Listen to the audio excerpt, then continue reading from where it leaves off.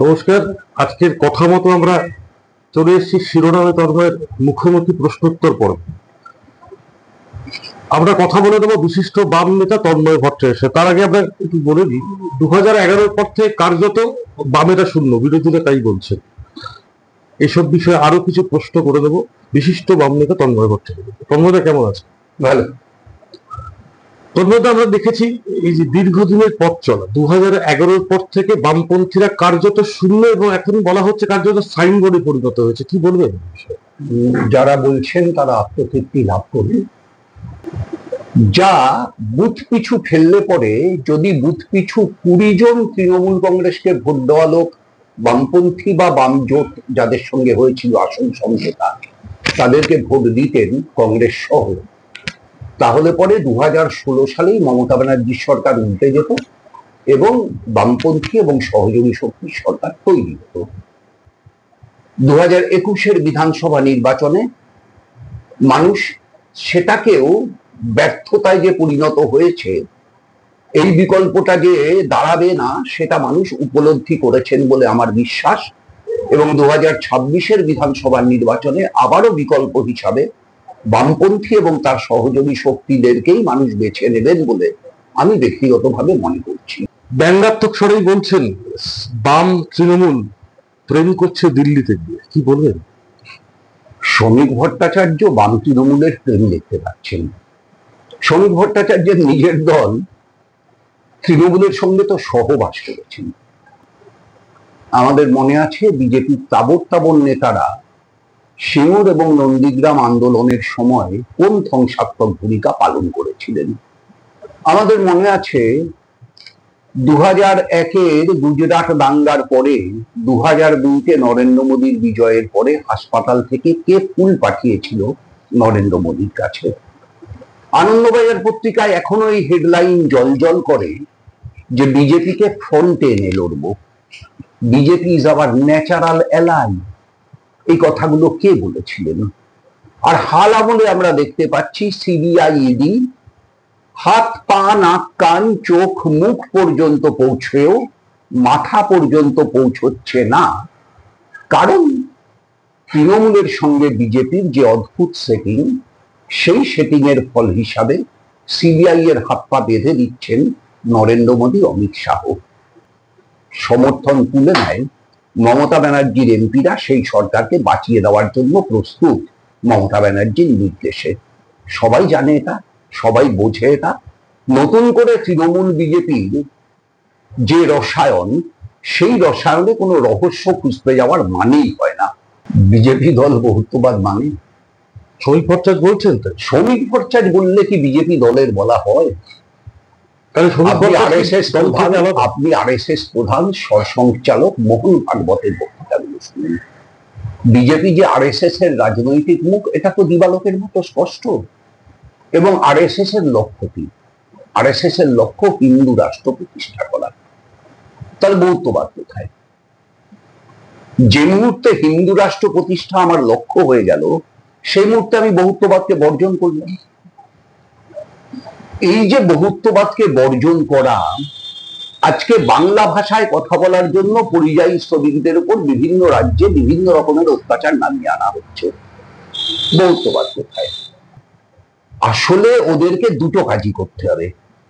একটা সীমিত কথা বলতে হবে মধ্যবিত্ত মনকে জয় করার জন্য, আর একটা উগ্র ধর্মীয় কথা বলতে হবে, একটা উগ্র ধর্মান্ধ মতবাদকে তৈরি করা, সেই জনমতকে নিজেদের ভোট বাক্সে ব্যবহার করার জন্য। তাই যতগুলো অস্ত্র আছে, তুনিরে যতগুলো তীর আছে, সবগুলো তীর ছুঁড়ছেন, কোনটা গিয়ে লেগে যায়।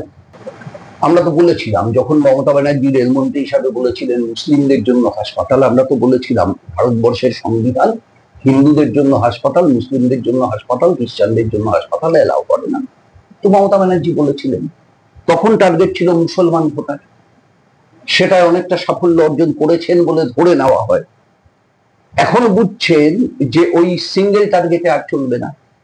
তাই এখন হঠাৎ পুরীতে জগন্নাথ দেবের মন্দির তৈরি করে দিলেন সরকারি টাকায়, যেটা ধর্মনিরপেক্ষ রাষ্ট্রে সম্ভব না। সেজন্য আইনের ফাঁক রাখলেন, অযোধ্যায় রাম মন্দির ট্রাস্টের টাকায় তৈরি হয়েছে, তাতে কোটি কোটি টাকার দুর্নীতি হয়েছে। তার অযোধ্যা মন্দিরের কেন্দ্রীয় দুর্নীতি, রাজ্য অযোধ্যা মন্দিরের প্রধান পুরোহিত খুন হয়ে গেছেন। না, দুর্নীতি তো কেন্দ্রে, দুর্নীতি তো রাজ্যে।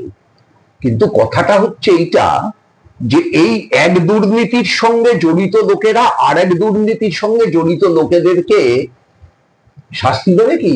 কখনো। তাহলে তো মমতা ব্যানার্জির পুলিশ শুভেন্দু অধিকারীকে গ্রেপ্তার করতে পারতো, সারদা থেকে টাকা নেওয়ার দায় করেনি তো।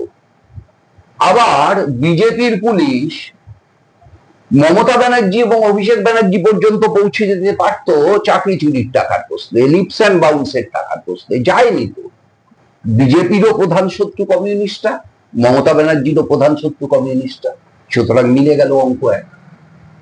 আমি তো প্রথম থেকে বলে আসছি যে বিজেপির প্রধান শত্রু কমিউনিস্টরা, তৃণমূলের প্রধান শত্রু কমিউনিস্টরা, আর সেই কমিউনিস্টদের শক্তি প্রতিদিন বৃদ্ধি পাচ্ছে মাঠে ময়দানে। আগামীকাল 1 সেপ্টেম্বর ঐতিহাসিক মিছিল হবে, আপনারা সাংবাদিক পাঠান দেখবেন, ঐতিহাসিক মিছিল হবে। অর্থাৎ মূলধারার মিডিয়া বিজেপি এবং তৃণমূলের বয়ান যদি একরকম হয়ে যায়, তাহলে আসলে তার শক্তি কেন্দ্রীভূত হয়, পুঁজির শক্তি, এবং সেই পুঁজির শক্তি আম্বানি আদানিদের হাত ধরে দেশও চালাচ্ছে, রাজ্যও চালাচ্ছে। কেউ এটাকে ব্যাঙের সঙ্গে তুলনা বলে ভাবতে পারেন, আসলে এটা প্রকৃতির নিয়মের সঙ্গে তুলনা। যে একটি নির্দিষ্ট সময়ে মানুষ কতগুলো ইস্যু বেছে নেয়। যেমন আমি আগেই বলেছি 2016 সালে মানুষ ইস্যু বেছে নিয়েছিল তৃণমূল যাক, যেমন 2011 এই ইস্যু বেছেছিল বামপন্থ যাক। কিন্তু ওই যে ইস্যুটা মানুষ বেছেছিল, সেই ইস্যুটায় মানুষ কিন্তু স্ট্যান্ড করছে, যার জন্য 2019-এ তৃণমূলের বিজেপির ওই রকম সাফল্য হলো লোকসভায়। 2021-এ বিজেপির 77টা আসন হলো লোকসভায়। কিন্তু তৃণমূল গেল না, কিন্তু মানুষ তৃণমূল বিরোধী মনোভাবটা বজায় রাখলেন। তৃণমূলকে ভোট লুট করতে হলো। আজকে প্রত্যেকটা বুথে গড়ে 40 থেকে 60টা করে ভুতুড়ে ভোটার, মৃত ভোটারের উপস্থিতি। আর যে কোনো একটা নির্বাচনে কার কার ভোট পড়েছে সেই তালিকা দেখলে দেখা যাবে এই 23,000 মতো বেরোচ্ছে পার কনস্টিটিউয়েন্সি বেরোচ্ছে। তাহলে এই যে ভোটারগুলো, এই ভোটারগুলো ছিল তৃণমূলের শক্তি। এখন এই শক্তিতে ইলেকশন কমিশন কতটা হাত দেবে আমার সংশয় আছে, কারণ শেষ বিচারে ইলেকশন কমিশন বিজেপির দ্বারাই পরিচালিত হবে। অবশ্যই তাই। মানুষের দৃষ্টিভঙ্গিকে এসআইআর এর দিকে নিয়ে গিয়ে তার নিজের এক্সিস্টেন্স বজায় রাখার দিকে নিয়ে যাও।